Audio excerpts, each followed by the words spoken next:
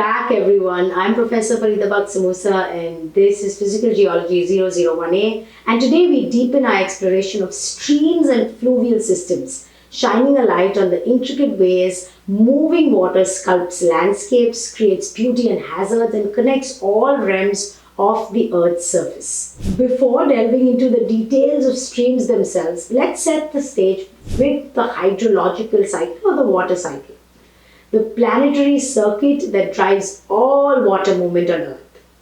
Water evaporates from vast oceans, lakes, and land surfaces, and even from plants in a process we call transpiration. Wind transports this invisible vapor through the atmosphere where it condenses to form clouds and eventually falls as rain or snow. Gravity shepherds this water down slopes into streams, lakes, and finally back to the oceans. What's remarkable is that every stream, every river you see is just a tiny vein in this global system. Of all the water on Earth, 97% is salty ocean water. Only 3% is fresh, and less than a thimble full on the scale of a 1 liter jug is what flows in streams, lakes, and the atmosphere. Cool, right? When precipitation reaches the ground, its journey is shaped by the land itself. This brings us to the drainage basins, land areas where water is funneled toward a particular stream or river. Imagine a vast web of miniature valleys, ridges, and divides. With every drop of rain, some water is destined for one stream and some for another, divided by lines on a map called basin divides. What controls how streams and rivers branch, join, and wind across the land? It's the underlying geology. Dendritic patterns form when rocks erode at similar rates, creating classic tree-like river networks. Trellis patterns develop when alternating bands of hard and soft rock are folded, as in the Rocky Mountains, causing streams to run parallel and then at right angles. Rectangular patterns reveal underlying grids of fractures or faults, resulting in streams with sharp bends. Radial patterns form around hills or volcanoes where water escapes in all directions. Deranged patterns, common in recently glaciated regions, create jumbled drainage with many lakes and wetlands. Over centuries and millennia, the streams carve their basins into smoother, more stable profiles, slowly steep in the headwaters and gentler near their mouths. Let's take our journey into the heart of fluvial dynamics, erosion and transport. Streams are artisans of both destruction and creation. A stream's power to erode, transport, and deposit sediment is determined first and foremost by its velocity, how quickly water moves from the highest point in the basin down to the lowest. Water travels fastest near the surface in the center of the channel, slowed at the banks and bottom by friction. But velocity is influenced by many factors. For example, gradient, the change in elevation over a stretch, channel roughness, vegetation, boulders, debris, discharge, the total volume of water passing a point per second. Channel shape, wide and shallow or deep and narrow. Streams erode their beds and banks through several processes. Hydraulic action, where the sheer force of water picks up and sweeps away the loose material. Abrasion, as particles already in the flow act like sandpaper grinding down the bed and banks. Solution, where water chemically dissolves minerals and carries them in a dissolved load. Transported material takes three main forms: bed load, suspended load, and dissolved load. Let's talk about bed load. Sand, gravel, and larger particles that bounce or roll along the bottom via saltation and traction.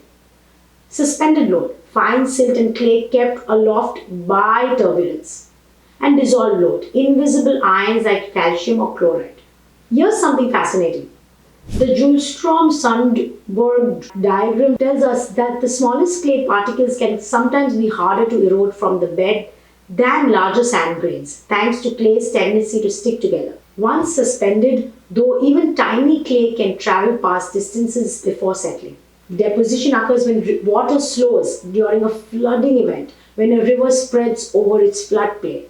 Coarse material is dropped immediately at the banks, building up natural levees, while finer sediments drift out towards the far reaches of the plain. This is why some of Earth's most fertile farmland can be found in floodplains. Streams rarely stay the same. Their shape evolves as they interact with their basins. Youthful streams, steep, fast and straight, they slice through bedrock, forming narrow V-shaped valleys, rapids and waterfalls. They're found in uplands or mountainous regions. Braided streams, where sediment is abundant and water fluctuates like downstream from glaciers or volcanoes. Streams split and rejoin in complex patterns weaving through fresh gravel bars. Meandering rivers. On low gradient floodplains, streams curve and wind, creating wide loops. Fast water erodes the outer banks, sometimes called cut banks, depositing the load in point bars on the inside. Over time, some meanders become cut off, forming oxbow lakes. These are the archetypes of rivers flowing through gently rolling countryside. Deltas. When rivers enter standing bodies of water such as lakes or seas, velocity drops rapidly, causing the remaining load to drop out and build great deltas. Over thousands of years, deltas can create vast new land. Flooding is both part of stream dynamics and one of humanity's greatest natural hazards. Let's consider its causes and its impact. Floods happen when a river discharge exceeds the capacity of its channel. Spike events can occur from rapid snowmelt, intense storms, cyclones, or even ice jams.